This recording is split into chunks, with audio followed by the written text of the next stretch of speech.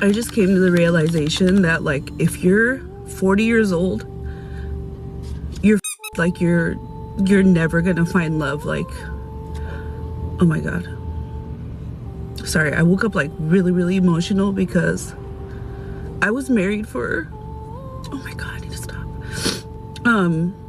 I was married for over 20 years, and like, I was so used to being a wife. Like, I loved being married, you know? Like, I love being a wife. I love having like that one person I love coming home to and like venting all my to. And now it's like, yeah, you date people and like sparks fly, and then it's just like, oh, I found better, you know? Posted the dumbest video of me at Home Depot. It didn't go viral, but like, I was talking to my ex again, and I had a fan on here, a TikTok follower, that messaged me, and she said, hey, I started talking to this guy, and I noticed on his Instagram, like those highlight reels, you were in one of his highlight reels, like you guys made a TikTok together. And I was like, oh yeah, that's my boyfriend, because we were like trying to work things out. It was long distance, whatever. And did he know that you and him were trying to work things out? Or were you really just the ex-girl in the friend zone? She's like, oh, well, we're talking. He said he was single. And I'm like, I'm not even crying about that. I think I'm just more... Gentlemen, it's clear that this woman is no friend to reason or reality. What you are witnessing right here is the moment the myth of hypergamy crumbles in her head as their mammary glands creep closer to their waist. These women start to recognize the pure might of the unyielding wall of no return.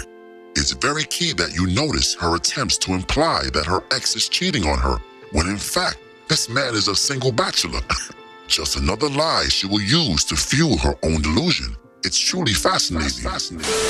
Sad about the fact that, like, it's impossible. It's impossible to find someone that you will 100% trust. And part of it has to do with me too, because of my insecurities. But honestly, 99% of the time it's because they're cheating, you know, because it's so accessible. Social media, talking to other women. Why do I still have my belt on? I hate people who cry on here. Another drywall tenderloin with a dirty baseboard. Her only use is a canvas to smear white caulk on. Yeah, think about that for a second. Incoming real and valid feelings from a 32-year-old who's never been in a relationship before. This is usually a page of hope, and most days I am full of hope and gratitude, but I think it's important to document the days when it's really hard, especially as my 32nd Christmas single comes up. I've been really reflecting on and just grasping with the fact that I guess I feel behind in this stage of my life. Like 80% of people my age have dated, gotten engaged, married, and are on stage 4 of having kids. And I haven't even entered stage 1. Now remember those women with shoulder pad blazers and gale wigs that told you you'll always have time to find a man. Focus on your career. And let us not forget the women with Erykah Badu turbans that told you that all you have to do is manifest this perfect man, and he will appear when the universe aligns. And hot girl summer ends, of course. Now look at you, rain dancing on Beyonce's Web for Pity. Blasphemous. And I know that there's no such thing as being behind. We're all on our own timeline, and I'm grateful for how far I have come. But there is a sense of disappointment, I think, that comes with this very, very long and stagnant waiting season. And I know it's going to happen. I have faith that there is someone out there, that God's timing is perfect. You win. Perfect.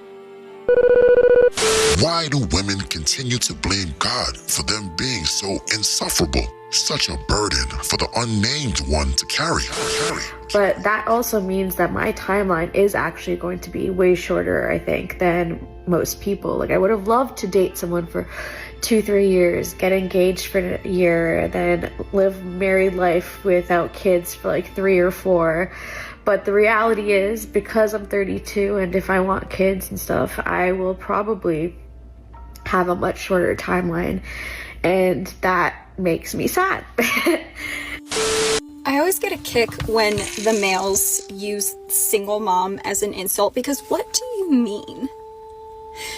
You mean how I am supporting 2 kids, a dog, and myself on 1 income? In this economy?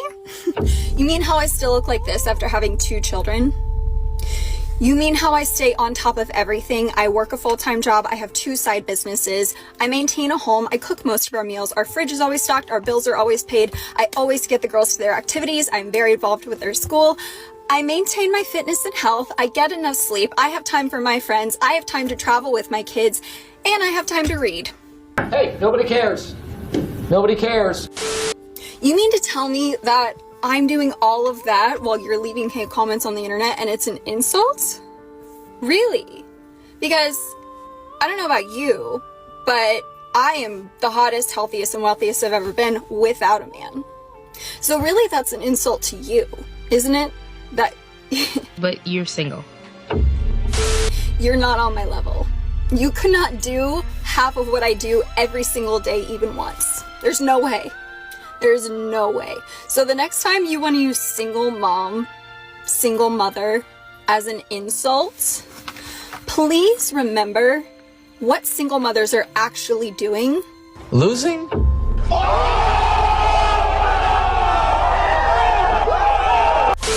And see if you measure up, because I would be willing to bet my house that you do not. Cheers. Oh, yes. I can't wait to see some of that free leaked footage from her future OnlyFans page. Just for observation purposes, of course. It's only a matter of time before she becomes a canvas for white cork, if she's not one already. Yes, my friends, it's a glorious time indeed. But once again, I've probably said too much. But wait a minute. You didn't smash the bell and press the like button. Blasphemy. And although you will never be worthy of a monarch such as myself, the Lord Destro would suggest that you poor fools at least give oligarchy a try. So me, Lord Destro has spoken.